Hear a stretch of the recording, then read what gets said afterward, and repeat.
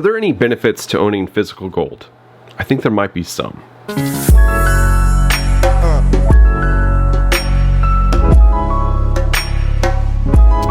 Hey everyone, welcome to Campbell's Coins. I have 7 major benefits to owning gold. Let's dive into this list. At number 7, consistency. Gold is very consistent. It has been revered for 5,000 years, since the Egyptians, to kings and queens, to pirates, miners, and even today. This is because people have recognized gold as something almost mythical. It's like the saying, beauty is in the eye of the beholder. Many things over history have come and gone as items of value. Dutch tulip bulbs, furs, pineapples, these things were once coveted, but not so much anymore. Gold has remained a constant to humanity, like food, water, and air.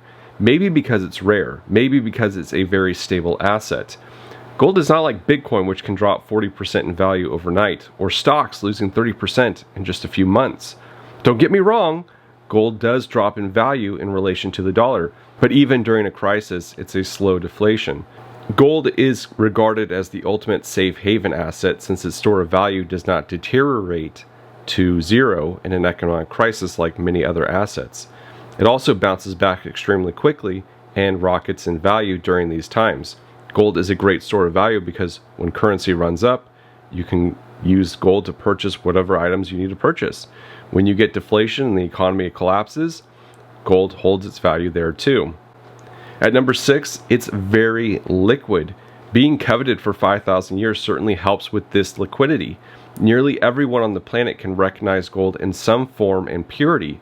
If you're selling gold, you're bound to find buyers very quickly, and this can't be said for most things that we own.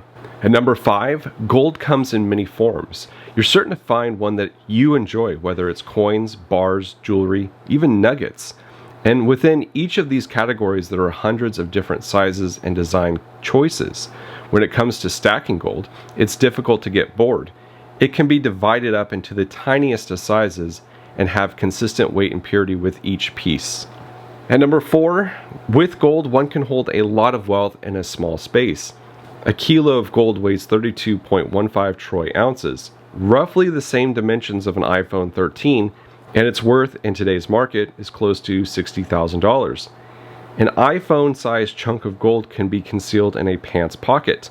Many people have been caught smuggling gold into another country through various orifices and methods. They weren't caught because it was noticeable, but because of the machines. A collectible gold coin's value resides outside the value of gold. A gold bullion coin like a buffalo is great, but its value is limited to the gold content. Not so with collectible coins. Their value begins as its gold content and goes way up from there. I can't put a house in my pocket. I can't carry around the value of a house in cash in my pocket.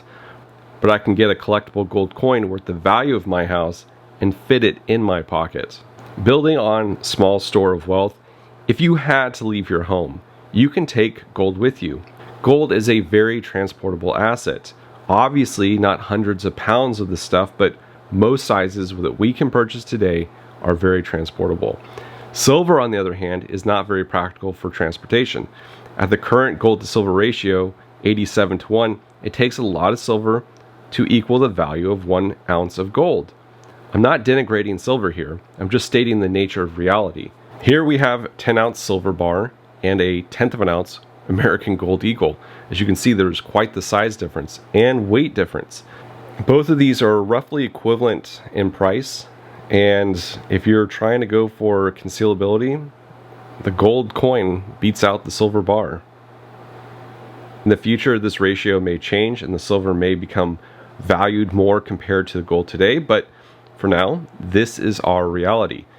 If there was a natural disaster and you're forced to flee your home, you can't take your house with you. If all your wealth is tied up in your home, this can be very bad. I'm sure we've all heard the stories in one form or another about how people escaped from a bad situation and bartered their way to freedom with gold. And for those scoffing at how these are very rare instances, these rare instances might be a microcosm, very local, and not something that's like continent-wide, but you never know, that might happen to you. Physical gold has no counterparty risk. people often confuse what counterparty risk means. Counterparty risk is the risk associated with the other party to a financial contraction not meeting its obligations. Owning stocks has counterparty risk. If you buy a stock in a company which goes bankrupt, no one comes to refund you what you lost. What happens if you don't pay your property taxes? Your house will eventually be seized. Owning gold makes me obligated to no one. In the context of gold counterparty risk, this means that no one holds the other side of the trade. No one has a claim on the gold that you own. An ounce of gold in your home is yours and yours alone. And finally, one of the most important reasons and major benefits to owning gold is its anonymous wealth outside the system. For the time being, this is still possible to achieve with buying gold with cash, but it will change quickly once the CBDC is implemented. Does it really matter if someone is tracking your gold purchases? It really doesn't to me. Another gold confiscation in the United States is unlikely, but if one were to occur, good luck finding my stash. My girlfriend was looking at my talking points for this video and pointed out that gold isn't anonymous because those at the LCS or online bullion dealer know that I purchase precious metals. I'm also putting myself out there on YouTube showing that I own precious metals. So to the world, I'm not anonymous. This is true, but for most buyers of precious metals, they have anonymity. Plus, if I were buying for other individuals, only my name is showing up as the purchaser, not theirs. If you want to look at anonymity in terms of transacting with gold, if I were buying goods or services with gold, who would know other than the parties involved? There are quite a few of individuals out there and businesses willing to transact in gold and silver. You just have to ask. This is just one example of many, but there is a particular dealer on a very specific auction website for, let's say, unique tools who accepts gold and silver as payment. Of course, now that I want to show you this example, I can't find the listing of the business, but it does exist. You'll just have to take my word for it. Gold is the ultimate freedom. Your time is your most precious asset, and I appreciate you spending it here with me. Thank you all for watching. This is Campbell's Coins, and that is my 2 cents.